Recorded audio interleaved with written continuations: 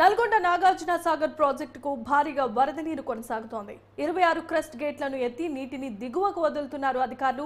Inflow 2,73,974 క్యూసెక్లు కాగా outflow 2,73,974 క్యూసెక్లు ఉంది.